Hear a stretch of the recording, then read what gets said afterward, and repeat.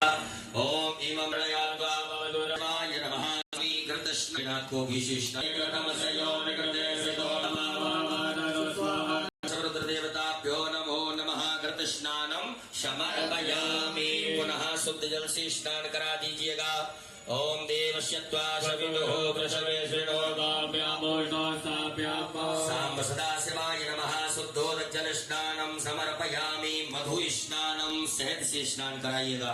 ओम मधुपातारिताय दे मधुचरन्ति सिन्नवः वादेरः सन्तो गतिः मधुरतमो वसो मधुमत्पाति मधुमयः मधुरोरुतः मधुमानो मधुमधुमधुमानदोषा मावीरावो भवन्तु नः। सांब सदा शिवरुद्र देवताभ्यो नमः। मधु स्नानं स्नान कराइएगा भगवान भोलेनाथ को। ओम अपागो समुद्रय सको सूर्य संदको समाहितं मान अपागो रसयो रसम्भो गृहाणमुत्तमो मयाम गृहीतो दुष्ग्रहणां मे कते यो निरेन्द्राय द्वा दुष्टतमं मा। सांब सदा शिवरुद्र देवताभ्यो नमः। शर्करा स्नानं